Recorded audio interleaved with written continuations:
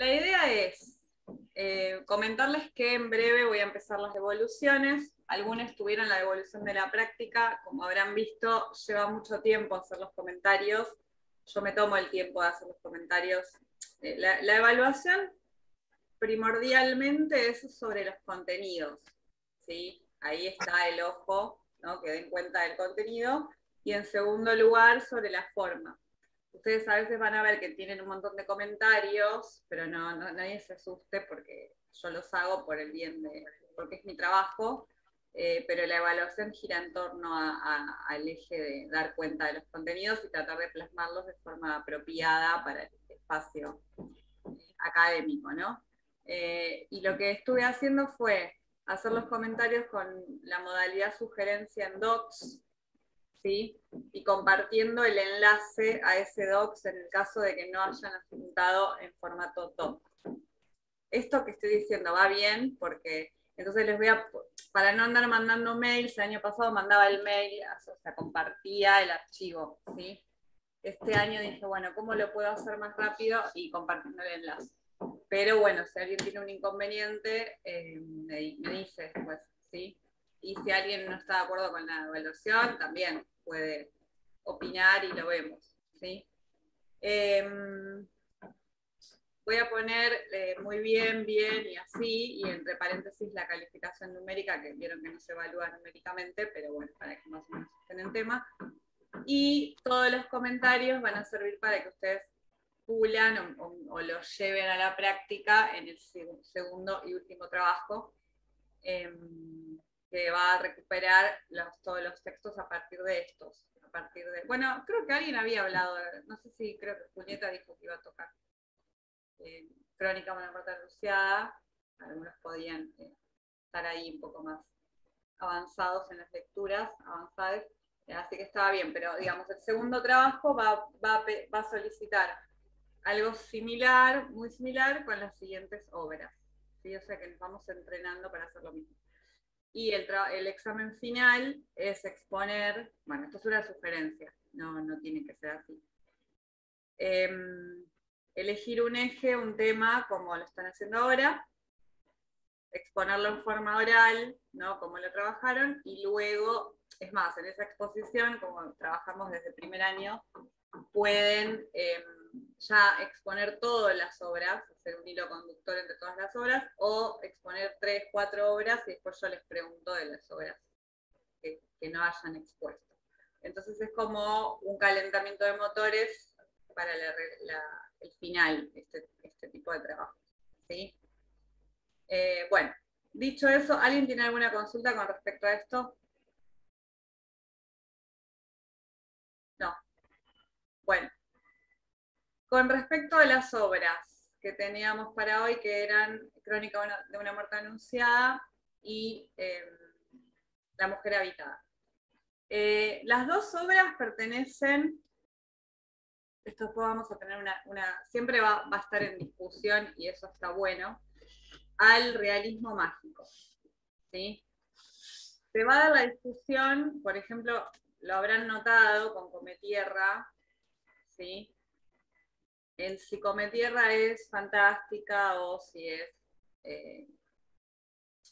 realismo mágico.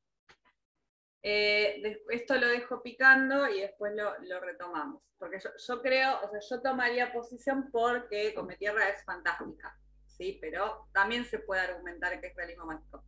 Nadie puede decir que las obras que leímos hasta ahora son, no sé, de ciencia ficción. Eso no. Ciencia ficción no, tampoco son policiales, ¿no? Tampoco son realistas. O sea, la discusión se da entre estas dos categorías. El realismo mágico, como van a ver ahí en ese video que está en la clase, digamos, asocia estas dos palabras clave, ¿no? Realismo, que es una imitación de la realidad, no es la realidad, por eso es realismo, ¿sí? Y lo mágico. ¿Qué quiere decir? Que aquello mágico que aparece en la obra va a estar naturalizado. Eso lo pueden ver muy bien en ambas, pero más en García Márquez, ¿no? En García Márquez van a ver que los personajes, cuando ocurren situaciones sobrenaturales, lo toman como algo normal, ¿sí? No aparece esa duda o incertidumbre que por ahí sí podemos encontrar en lo fantástico. Pero a veces en lo fantástico tampoco los personajes dudan, ¿sí? Por eso estas categorías, bueno, siempre tienen su discusión.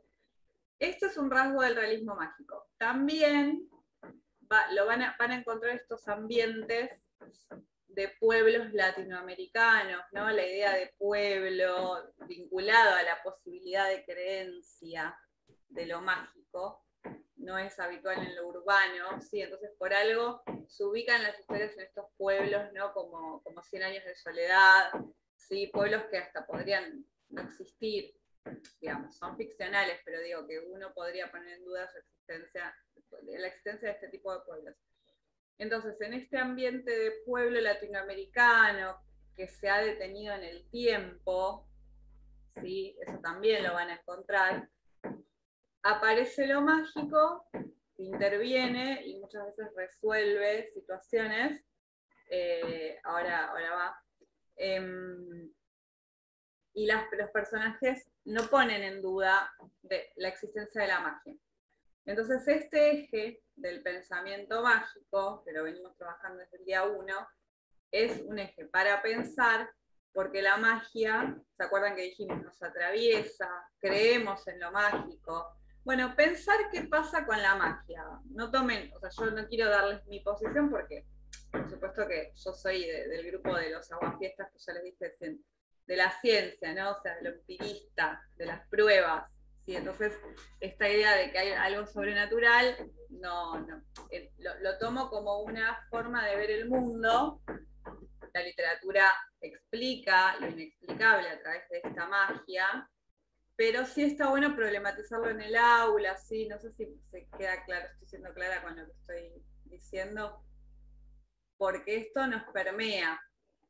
Y pasa esto de, ahora te dejo, Ailén, de que cuando leemos una obra en la escuela secundaria que aparecen elementos mágicos, o como Come Tierra, que se acuerdan que adivina, ¿no? Que ella puede ver a través de la ingesta. Bueno, los estudiantes por ahí les van a decir que ellos creen que existe y que esto es posible. ¿Sí? Entonces, bueno, hay que trabajar ahí, hay que tomar una posición, pensar bien nosotros qué concepción tenemos de lo mágico, leer sobre eso porque nos permea, nos atraviesa, y dialogar, porque lo que yo veía ¿se acuerdan que hablamos de esto, no? De la parte negativa, de la idea de lo mágico, es responsabilizar a esa cosa mágica, a esa tercera cosa que está allí, de las cosas que yo debería ser responsable. Por ejemplo, eso es algo que aparece, ¿no? No aprobé porque estudié y cursé, sino porque una magia lo intervino allí. Es rarito, ¿sí? Pero este tema Bueno, igual. es difícil. Ahora primero Ailén y después vos, Nelson. Este tema es difícil y controversial, ¿sí? Por eso no, pero sí piensen que aparece la idea de realismo mágico directamente como tipo textual, vinculado a la cultura latinoamericana, y que entra en auge en lo que se llamó el boom de la literatura latinoamericana. En los años 60 hubo un auge, ¿no? El mundo, el resto del mundo, compraba y leía autores latinoamericanos, García Márquez, Borges, Cortázar, Gioconda Belli, Laura Esquivel, la de Como agua para el chocolate, que es típica, creo que acá la mencionaron. Esa obra es típica, es mexicana, del realismo mágico, ¿sí? Está buena esa, pero bueno, es muy patriarcal, ya la descarté de mí. Aparece, ¿no? La construcción de lo masculino y lo femenino, pero es como que gira en torno a una boda. Bueno, un poco parecido, porque estas obras van a criticar el status quo de ese orden, ahora vamos a ir a ese tema, ¿no? El orden cultural, ¿no? Esto de tengo que ser virgen y si no soy virgen, bueno, ya eso ya refue, pero aparece en la obra, y todo lo que aparece en torno al honor. Bueno, ahora seguimos con este tema directamente de las obras, algunos ejes. Vos, Ailén, ¿qué querés decir? Y luego Nelson. Quería preguntar si íbamos a hablar del texto de Amar Sánchez, porque yo no la entendí casi nada. No Bueno, entendí non-fiction, ni qué es literatura fictual, no sé cómo era, no la entiendo. ¿qué? Literatura era fictual, algo así. Literatura algo. Con Bueno, F. sí, eso lo vamos a ver, porque además es un concepto que ya nos va a servir para el año que viene y para la vida misma.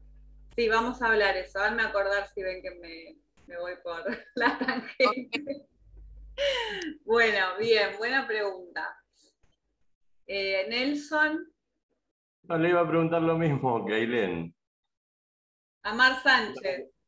¿Es Sí, difícil? vamos a hablar de eso en algún momento. Sí, vamos a hablar de eso. La crónica. Sí, ahora háganme acordar porque sí, es importante. Bueno, con respecto a crónica, ahora comentamos un poco algunos ejes de análisis y luego la categoría, ¿sí?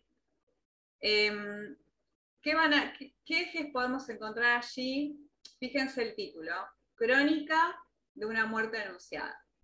Es decir, el título nos dice que nos va a contar una muerte que ya se sabe, crónica de una muerte anunciada. Podemos estar 10 horas hablando del título, ¿sí? Siempre presten atención al título.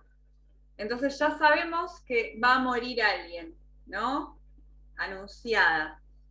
Lo que va a hacer García Márquez magistralmente, trabajando la palabra, la narración, la idea de relato y por supuesto de crónica, es ir de atrás para adelante, ¿no? Ya murió, bueno, va a ser el raconto, ¿no? O va a ir para atrás, una analepsis, y nos va a contar qué pasó, cómo fue la muerte de Santiago Nasa, ¿sí? Esto lo cuento porque así lo van a encontrar en la contratapa y además así arranca, ¿no? Entonces, es interesante esto de que todo el mundo, como pasa en el cuento, algo muy grave va a suceder en este pueblo, era así, ¿no? El título, bueno, como pasa allí, la información circula que va a ocurrir este asesinato, que los hermanos Vicario, porque se sienten ofendidos, tienen que defender el honor de Ángela, que en realidad es el honor de ellos, ahora nos vamos a detener en ese punto, van a matar a Santiago porque lo acusan de haber quitado la virginidad de esa hermana, que se va a casar con un hombre rico, Bayardo San Román, es así, ¿no? Si me estoy equivocando de nombres me dicen.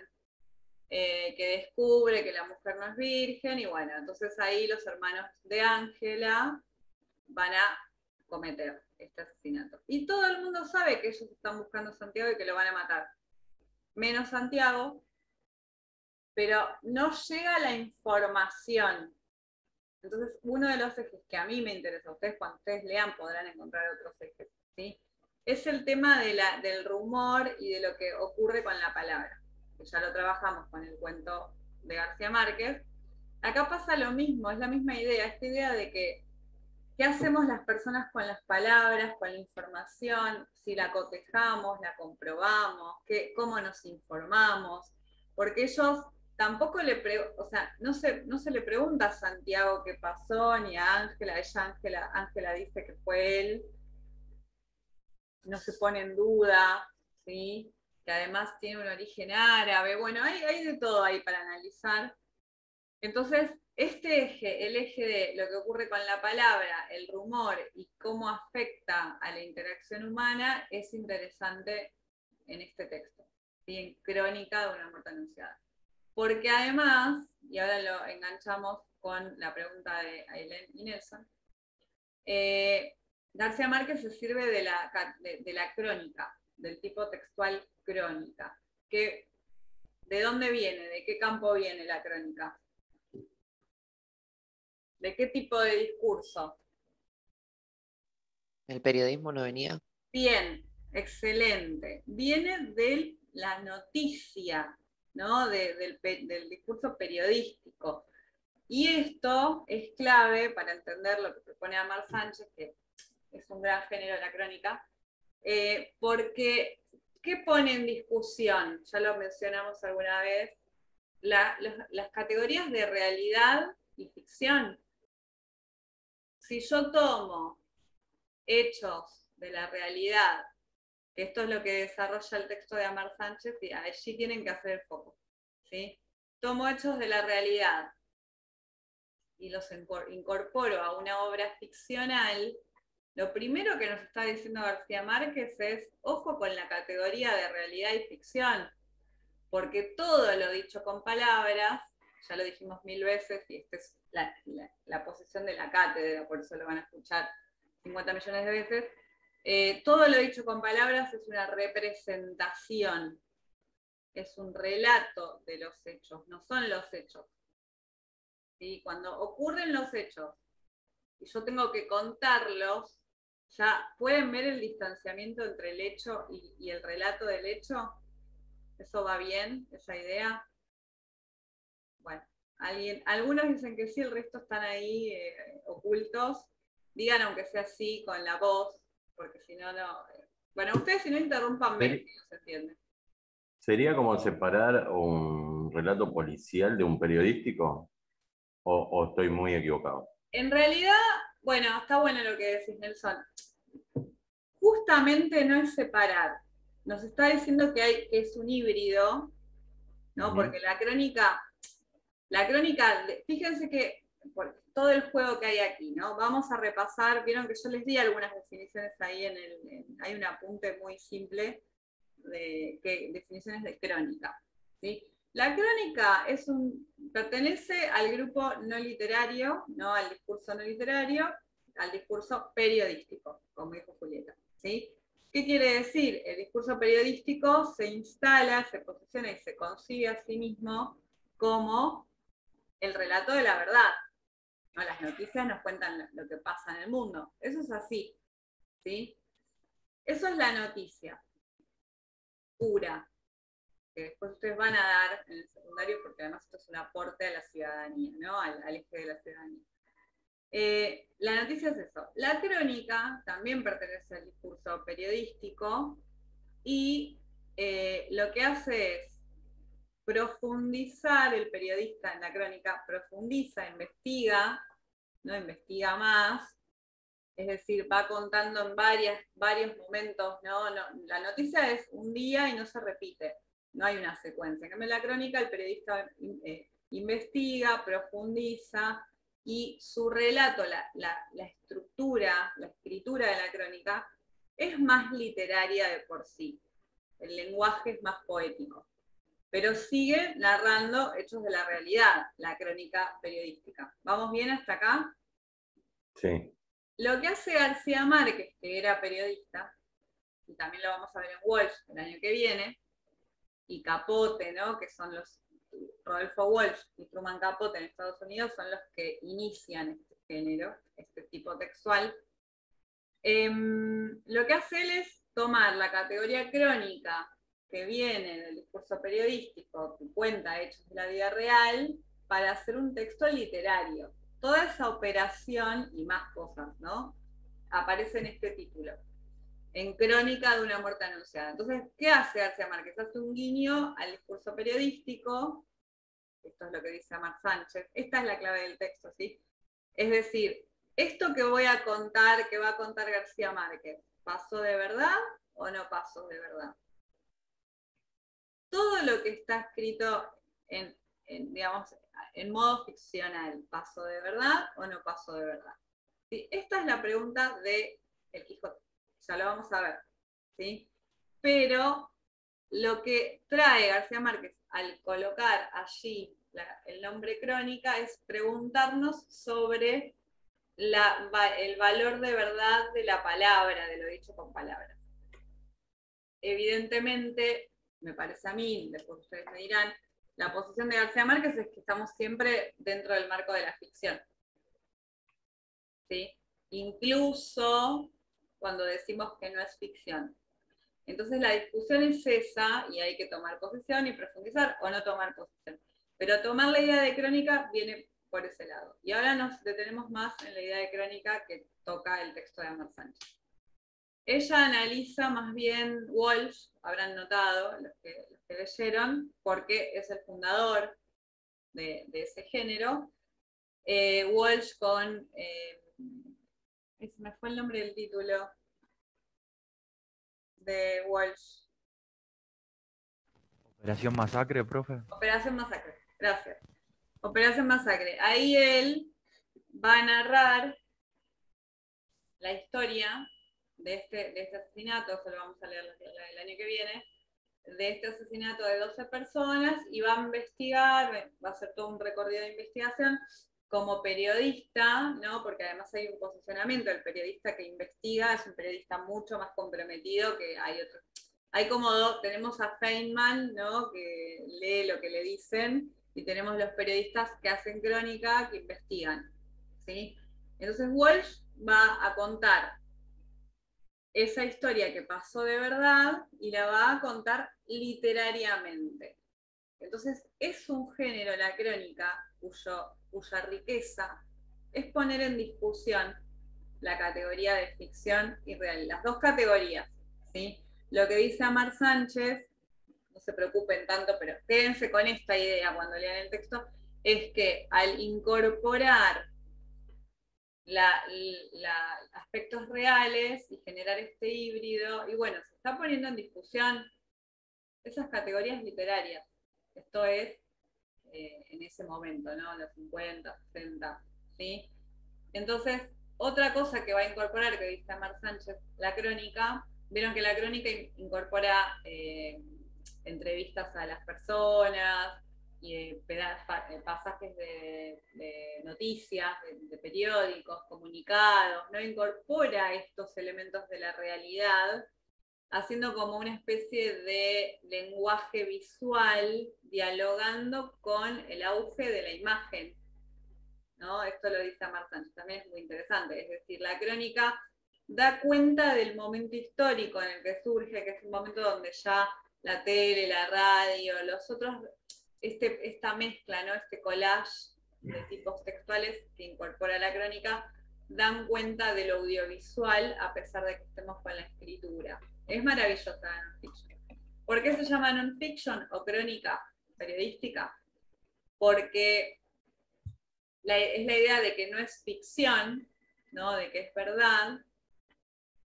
Sin embargo, lo que nos trae para pensar es lo dicho con palabras, ¿cuánto de verdad puede reflejar? ¿Vamos bien con esta idea? Bueno, esto es lo que tienen que prestar atención todos, todas y todas cuando lean el texto de Amar Sánchez. Ese texto lo vamos a ver el año que viene, cuando leamos Walsh. Sí, creo que Walsh. Y Chicas Muertas, también de Selva Almada, es non-fiction. Bueno, la non-fiction es muy rica por eso, porque es emplear el lenguaje poético para contar hechos reales.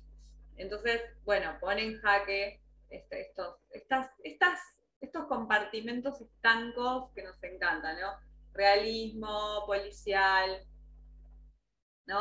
Bueno, ahí en la novela de Walsh, por ejemplo, la mezcla que hace en lo real y en la ficción es que otorga datos de la fecha, los lugares donde se cometieron los crímenes, y la ficción sería el pensamiento de cada uno de ellos, lo que pensaba antes de morir, o que le iban a llevar.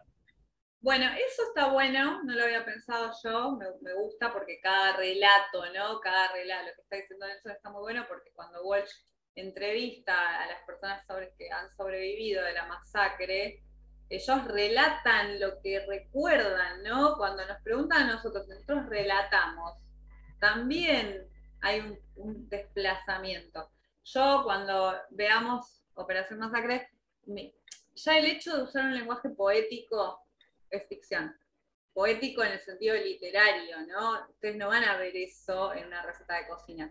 Y ya sabemos que incluso hasta una receta puede ser poética. Entonces, ¿qué es lo literario y lo no literario? Es la pregunta del millón. Es decir, lo que dice Nelson va a ser un ejercicio. Este año no, porque estamos aprendiendo desde la base. Pero bueno, ¿qué es cómo encontramos lo ficcional en la crónica pura de Walsh o Capote? ¿No? Que Capote No me acuerdo, estoy re amnésica con los nombres. ¿Quién se acuerda del de Capote? A ver. A Sangre Fría, ¿no? Que cuenta el asesinato, hay dos asesinos. Esa no es otra de Capote, Darío. Esperamos que responda. Sí. Bien, Capote, porque acá hay una disputa con que si Capote, Truman Capote es el fundador de la non-fiction, Walsh. Ya está comprobado que fue Walsh. Pero digo, la pregunta de Nelson, ¿no? ¿Qué es lo literario si me están diciendo que es un texto periodístico? Y bueno, lo literario puede ser el uso de adjetivos, la sintaxis. Por eso es tan importante empezar a vincular la gramática, porque vieron cuando yo les decía, seamos precisos en los usos que hacemos de las palabras, porque eso ya es una articulación poética, ¿sí? Por lo tanto, literaria. Y ni hablar de esto que dice Nelson, ¿no? Cuando él entrevista a los sobrevivientes y ellos relatan, y van a ver que los relatos pueden variar, entonces es todo lo dicho con palabras siempre tiene ese lado poético, por lo tanto ficcional. Volviendo, esto queda claro, porque es un poco lo que hay que prestar atención en el texto de Amar Sánchez, ¿sí? Y no se asusten con lo difícil, porque en realidad es para el conocimiento, es un muy buen texto que define un poco esta idea de la crónica, de la non-fiction, no ficción, como un género que pone en jaque las categorías de realidad, realismo, ficción, literatura. Por eso es tan rica. Y ahora volvemos a García Márquez, porque García Márquez está directamente posicionado en la ficción. ¿Sí? Espere. De Amar Sánchez, cuando ella, no sé, nombra la factualidad. ¿Qué es la factualidad? Los hechos. Factum es hecho en latín. Listo, porque yo leía factualidad y no entendía qué era. Y digo, de Ah, hecho, acá preguntar qué es factualidad, porque no entendía, amigo. bueno, bien, sí. Factum, no facto. Por eso, gobierno de facto, gobierno de hecho es, ¿no? Es decir, es un gobierno que se impone porque ocurre, porque es una cosa que pasa, no es un elegido, ¿no? El gobierno de facto. Facto viene de factum, en latín, que es hecho. Entonces, la palabra hecho, ¿a qué nos remite? ¿Qué pensamos cuando nos dice esto es un hecho? Algo que pasa en el mundo real. Algo real. Exactamente, ¿no? Los hechos y el relato de los hechos. Entonces, siempre que uno tiene que dar cuenta de los hechos, ¿qué usamos para dar cuenta de los hechos? Y podemos sacar una foto, por ejemplo. Si no queremos usar la palabra, ahí usamos la otra palabra, ¿no? El otro lenguaje que es audiovisual o visual. Pero cuando yo tomo una foto, que eso lo hacemos en Instagram, ¿no? Siempre subimos así como la foto divine, el perfil, el mejor perfil como Mirta Legrand, es un recorte. Todo lo que ponemos en Instagram no es nuestra vida, es un relato de nuestra vida. Momentos serían.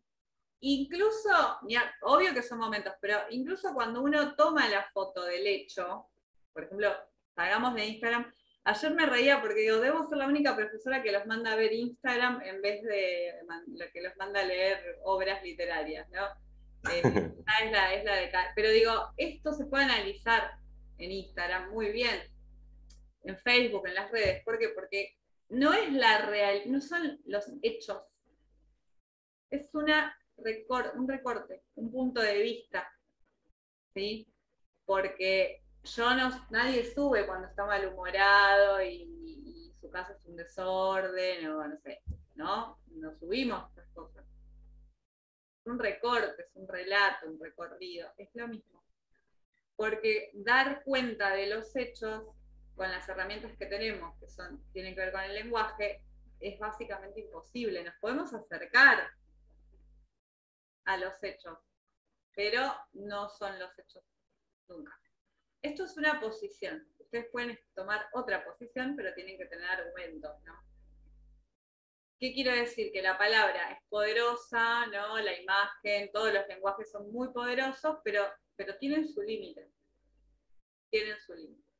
¿Sí? No podemos dar cuenta de todo. Y aquí radica la importancia de nuestra materia, de enseñarla en el secundario.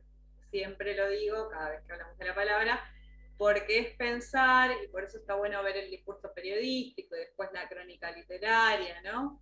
Con los estudiantes de secundario, las estudiantes de estudiantes, por esto, porque empezamos a pensar, a salir del lugar de ese infantil de, bueno, esta es la realidad.